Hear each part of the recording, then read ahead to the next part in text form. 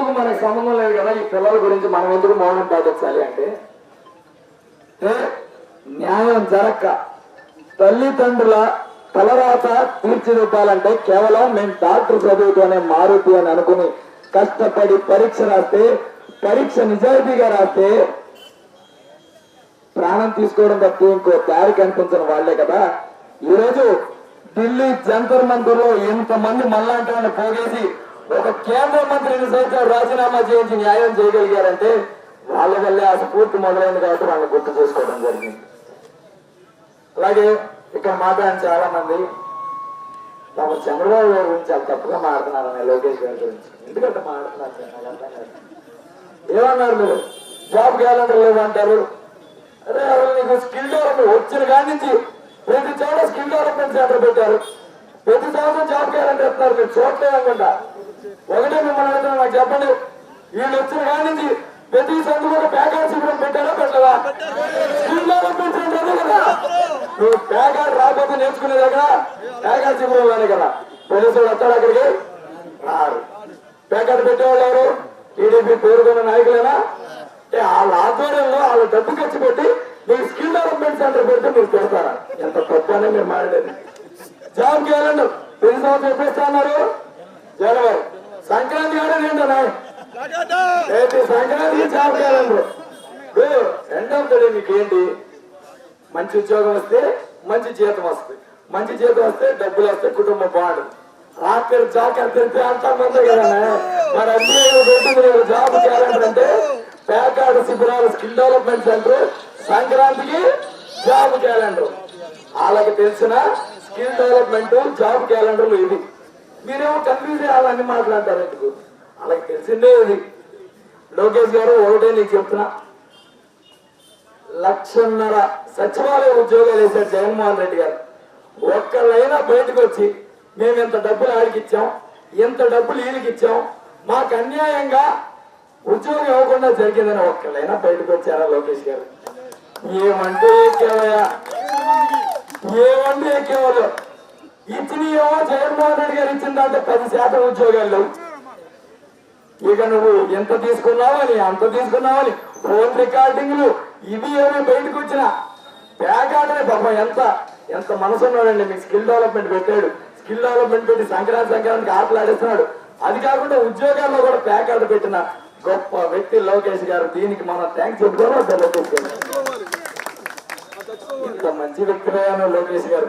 నువ్వు మళ్ళీ జగన్మోహన్ రెడ్డి గారి గురించి పెద్ద పెద్ద మాటలు స్థాయికి మించి 11 అంటావు, ప్రతిపక్ష హోదా లేదంటావు. ఒక్కటి గుర్తుంచుకో లోకేష్ గారు, ఈ రోజు రాష్ట్రంలో ఎవరికి కష్టం వచ్చినా పరిగెత్తుకుంటా తాడేపల్లి ప్యాలెస్ కి వెళ్తున్నారు, కానీ నీ ఇంటికి ఎవరో రావట్లేదు.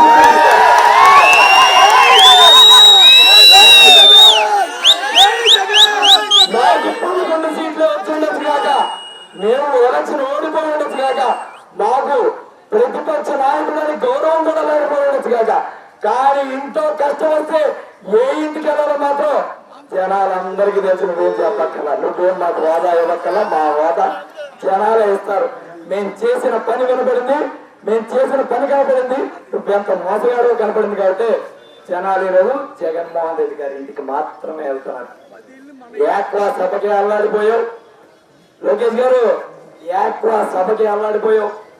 ఈ రోజు జిల్లా మేము పిలుపునిస్తే జిల్లాలోనే జగన్మోహన్ రెడ్డి గారు ఎక్కడో నుంచి ప్రతి జిల్లాలో ఈ రోజు డిఎస్సి జరిగిన అవకతవకలకు మద్దతుగా మనందరం నిలబడాలంటే ఈ రోజు ఎంతమంది కుర్రోళ్ళు నిలబడితే నీ వదిలేస్తా. జగన్మోహన్ రెడ్డి గారు ఒక ప్లేస్ చెప్పి డిఎస్సి మీద ఎవరెవరు ఉన్నారని బయటికి తెస్తాను ఒక్క నిరసన కార్యక్రమం పెడితే ఏమవుతుంది సార్?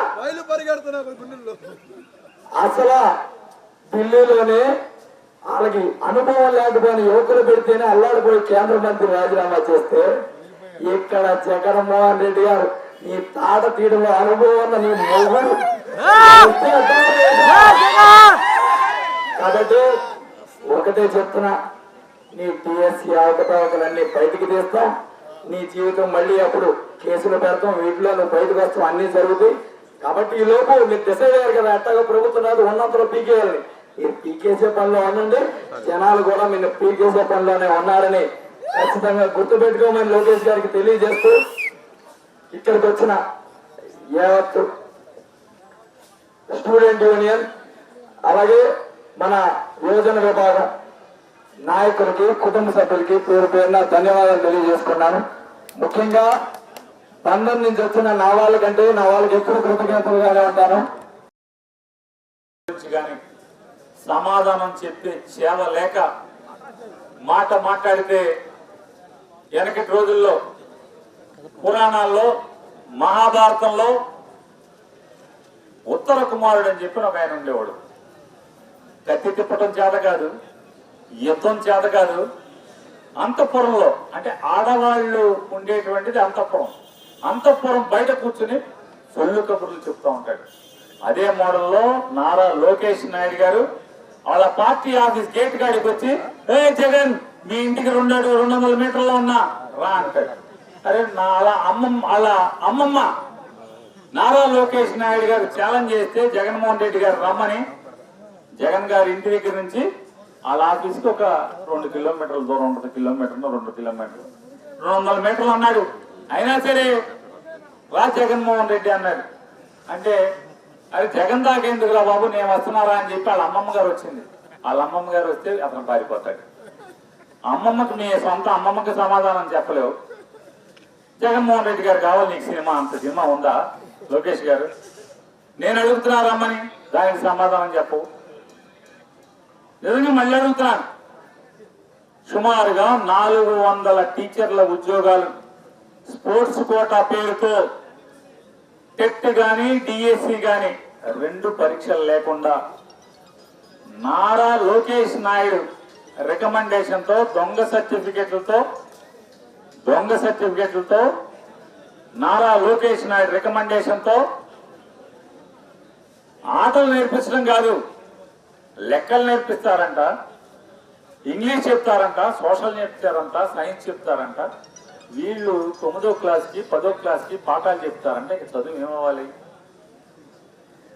ఇలాంటి అంటే నారా లోకేష్ నాయుడు గారికి చదువు ఎట్టాగో అబ్బలేదని చెప్పని, నారా లోకేష్ నాయుడు గారి చదువు సంతకెళ్ళిందని చెప్పని తన ఆంధ్ర రాష్ట్రంలో చదువుతున్నటువంటి లేదా పేద మధ్యతరగతి వర్గాల పిల్లల జీవితాలతో ఆటలాడుకునేటువంటి అధికారం ఎవరిచ్చారు నీకు నారా లోకేష్ నాయుడు గారు? మాట మారితే జగన్ గారు రమ్మంటావు. మరి నువ్వు గెలిచింది మొదటిసారి ఎమ్మెల్యే కదా, ఎందుకు నీకు ఈ మిడిసిపాటు? రమ్మంటున్నాం కదా ఎవరో ఒకరు, మీ అమ్మమ్మ గారు రమ్మంది లేదా నేను రమ్మన్నాను, మాతో వచ్చి మాట్లాడు. జగన్ గారు అడిగినటువంటి ప్రశ్నలకి సమాధానం చెప్పు చేతనైతే. డబుల్ ఇంజిన్ సర్కార్ అంటున్నారు, పైన మీరే కింద మేమే అంటున్నారు, పైన మేమే కింద మేమే అంటున్నారు.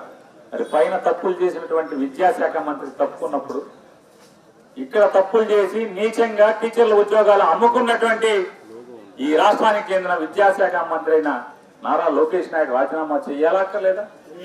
సిగ్గు లేకుండా ఈ రోజున బరి తెగించి తినమరిగిన కోడి ఇల్లెక్కి కూసిందంట. ఏదో అన్న సినిమాల్లోనేమో డిక్కీ బలిసిన కోడి ఏదో చెప్పిందని చెప్తారు. కోడి మాంసం కొట్టు ముందుకు వచ్చి తోడగొట్టిందంట. ఆ సామెతగా నారా లోకేష్ నాయుడు మాటలు ఇవాళ చూస్తున్నాం.